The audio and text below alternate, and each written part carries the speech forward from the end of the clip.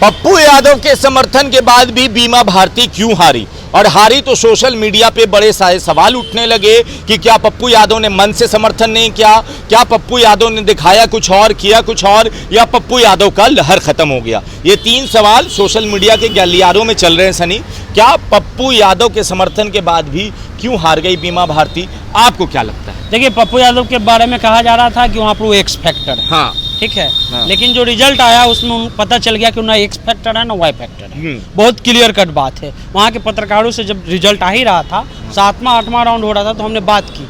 कहा कि भैया पप्पू यादव ने मदद किया है, लेकिन पप्पू यादव एक जगह नाखुश जरूर हुए हैं। क्यों, कहाँ पे?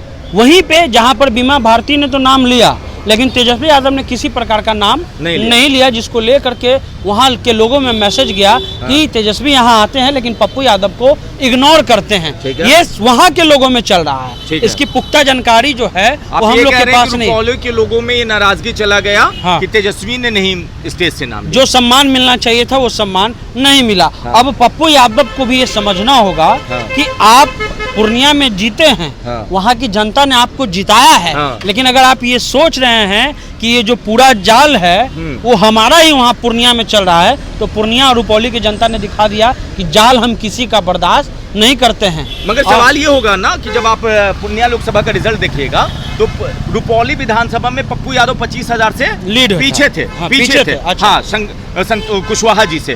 तो क्या यही बात था कि पप्पू यादव खुल के समर्थन करने नहीं आए, रैली में नहीं गए कि हार जाएंगे तो सीधा ठिकरा मेरे पे हो सकता है? राजनेता जो नए नए हैं, हालांकि वो पुराने नेता हैं, लेकिन उभरे इधर ही पूर्णिया में जीत करके वो उभरे हैं। और उनका उभरनापन ही था कि वो उन्होंने रिज्जू साहब को कह दिया कि आप हम 6 बार जीत के आ रहे हैं और निर्दलीय जीत के आ रहे हैं। तो वहाँ के लोगों ने सही बात कहा आपने कि शायद उनको डर था कि कहीं अगर हार जाए तो सारा टोकरी हमरे पर गिरेगा, तो इसीलिए वो बैलेंस होकर के खेल रहे थे। लेकिन अंतिम समय में 9 तारीख को रात को ये खबर वहाँ के पत्रकारों ने हमको दिया है और उन्होंने कहा है कि आप इसको सार्वजनिक कीजिएगा लेकिन मेरा नाम नहीं बताइएगा। उन्होंने कहा कि भवानीपुर पंचायत, भवानीपुर जो प्रखंड है, ठीक है, वहाँ पे मुखिया लोगों की संख्या बहुत है, मुसलमानों की अच्छी खासी। उन लोगों ने जा करके गांव में कहा कि अब वोट लालटेन में नहीं देना है। क्यों नहीं देना? और मुखिया के नाम भी उन्होंने बताया, लेकिन वो नाम हम नहीं बोलेंगे। लेकिन उन्होंने कहा, उनका साफ कहना था कि हमारा सम्मान नहीं, हमारे नेता का सम्मान नहीं, तो हम भी किसी का सम्मान नहीं। नेता कौन? वहाँ के मुखिया का नेता कौन? वहाँ के मुखिया का नेता, वहाँ के ब्लॉक प्रमुख के नेता, वहाँ के जिला परिषद के नेता, सबके नेता पप्पू यादव है। ठीक है, ठीक है, बहुत क्लियर कट है। तो इसलिए उन्होंने एक बहुत ही चतुराई से, ये वहाँ के पत्रकारों का कहना है कि दिमाग से खेला और जो सिचुएशन 8-7 तक था वो 9 के बाद रातों रात पलट गया। मतलब ये सवाल हो सकता है कि 100% मन से पप्पू यादव ने साथ नहीं दिया? ये हो सकता है। ये सोशल मीडिया पे भी चल रहा है और लोग आलोचना भी कर रहे हैं कि पप्पू यादव कह रहे थे कि हम जिता ही देंगे। पप्पू यादव जिता नहीं पाए, ठीक है, तो पप्पू यादव नहीं जिता रहे हैं तो पप्पू यादव से भी सवाल होगा। इसमें बड़ी बात क्या है भैया? आप देखिए, जनता पूर्णिया का तो ये तो मानना पड़ेगा कि पूर्णिया की जनता जैसा लोकतांत्रिक आदमी कोई नहीं है। लोकतंत्र का सदुपयोग पूर्णिया की जनता कर रही है। ठीक है, उस प्रत्याशी को जिता दे रही है जो भाजपा, जेडीयू, एलजेपी के गठबंधन वाले को हरा दी, आरजेडी वाले को हरा दिया, पप्पू यादव को जिता दिया।